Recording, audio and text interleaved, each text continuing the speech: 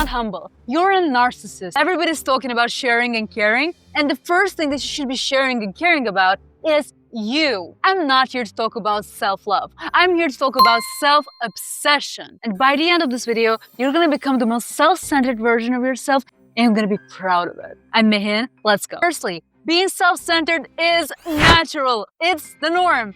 Nobody cares about anybody other than themselves. I'm gonna give you an example. Mothers that have the purest love for their children love their children because it's their children. We as the human race are self-centered, and denying that is just hypocrisy. You're born self-centered, and the only question is, are you honest about it, or are you faking that you're not? People that say that they care about others more than themselves just have this mechanism of protecting themselves to feel like they belong. If you're egotistic consciously, this is your problem. Right now, for most people, especially for young women, giving is a way to earn love. And the reflex is being able to pour into your cup first. So let's talk about the brutal truth. Nobody is gonna give you more than they give to themselves. Nobody's gonna love you more than they love themselves. Nobody's gonna love you for you. They're gonna love you for how they feel around you. They're not gonna love you for their qualities. They're gonna love you for what you give to them. And expecting someone to do so, expecting somebody to love you just because you exist, is literally wanting them to abandon their most natural instinct, and it's self-protection. Self-obsession isn't just self-care when you do your 7-step skincare routine or where you take bubble bath. It's doing the things that are good for you no matter what. If you know that on the long term, doing something that's hard today is better for you, then skipping it, you do it.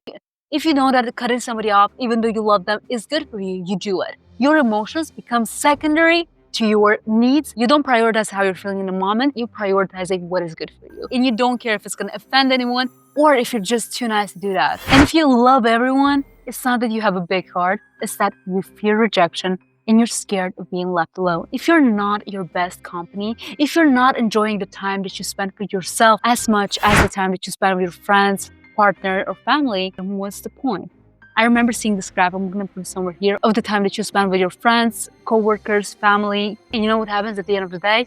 You're left alone. You either become your favorite person, your favorite thing on earth, or you're left alone and miserable. And you know what? You're manipulative too. Being too kind is the worst way of manipulation, because every time that you reject yourself to help somebody else, you start resenting it. You want something in return, even if it's not something that they can give you. Real kindness requires disappointing people. Real kindness is only the things that you do without wanting them to return the favor by giving you love, by giving you validation. Even if you think that we're not getting anything from it, we're at least getting validation and the feeling of being a good person. Even when you donate to charity, it doesn't mean that you don't need to do that. It means that you need to recognize that everything that you do, even if you're not getting anything in return, you only do it for yourself. You have to get conscious of it. You don't care about other people. You care about how you're gonna feel. And here comes the spotlight effect. You think that everybody's thinking about you. You think that if you post a video on social media, everybody's gonna judge you. If you say something cringe in public, everybody's gonna remember it or gonna be discussing you because you're the most important thing, huh? No, you're not. Insecurity and narcissism are literally cousins. They're both I'm the main event. Imagine that you're not. People can think you're cringe, people can judge you, but they still don't care about you. They're just doing it for the gossip, and then they forget because you're not important. You're invisible because you think that if you get a little bit more noticeable, you're gonna become a scandal. Because it's that easy, huh? Confidence is literally, I can survive embarrassment and I don't care. Confidence is understanding that nobody cares and owning it. Confidence is the freedom that you get when you start prioritizing yourself, when you understand that your good and bad moments belong to you. Shyness isn't humility. Shyness isn't cute. I'm talking about literal daily things that you're skipping, like going to the gym, eating healthy, sleeping well, because you're not self-obsessed enough, because you don't understand that the time that you spend with those absolutely useless people on social media, on Instagram, is literally the time that you could give to yourself. And not by doing self-care rituals, by investing in yourself, by being there for yourself, by going on solo dates. You know when you fail? When you stay up late for work or to get your homework done, but you would never stay up late to get any of your personal projects done because they're not as important. You know when you lose yourself?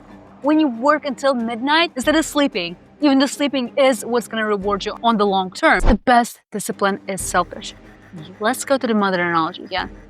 Mothers can do anything for their child because it's the thing that they prioritize the most. They can work 3 jobs at the same time, stay up just to take care of their child.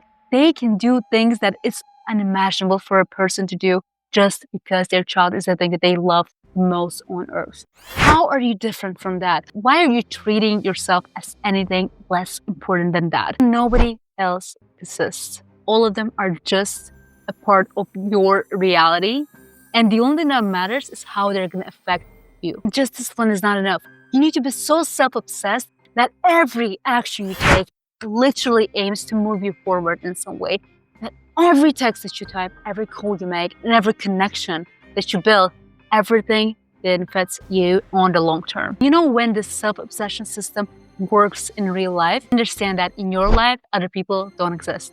And in their lives, you don't exist. So the next thing is that everything in life is straight. Every single interaction that you've ever had was straight. You made them feel something, they made you feel something. You give benefit to, they give benefit to you. This is how you build healthy connections. When you understand how self-centered they are and how self-centered you are and how much you both can benefit from each other. If you're self-obsessed, you have to see them as a part of your long-term plan and do things that make them see you as a part of your long-term plan. If you're looking for a long-term business partnership, you have to give them as much as it's going to make it worth it for them to be your long-term business partner. And if they're not giving you that back, it's done. You cut them off.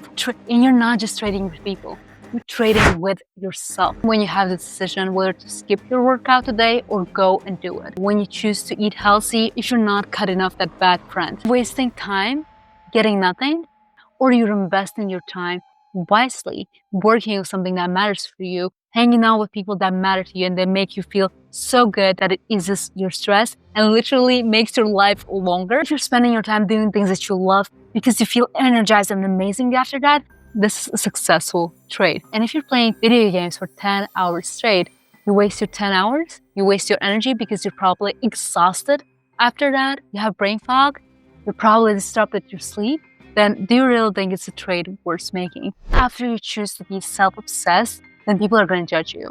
And if you can't tolerate people's disapproval, you're already lost. Disapproval tolerance is freedom. And I've talked about it in my other videos, so I'm not going to reiterate it. You can watch deeper videos about it on my channel. Stop living under somebody else's government. Stop letting people control you with their thoughts. Stop being nice to people that are not nice to you. You shouldn't even get into arguments with people that dislike you. You shouldn't even be mean to them. Treat your life like a Netflix series.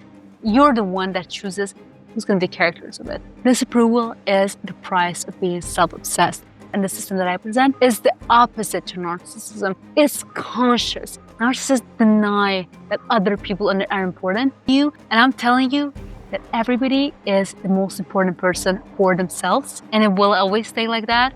You think that you love your partner more than yourself? You don't.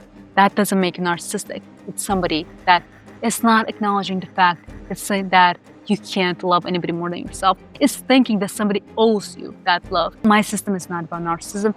It's about being crazy about yourself. What do you think about it? Actually, tell me in the comments. Maybe you think what I'm telling you is like pure narcissism. I'm more than open for debate. But I probably can out-debate any of you. And also, if you want to see more content about self-improvement, narcissism, and language learning, I know it's a weird mix. You can check out my channel. Thank you so much. Please love yourself. Hey!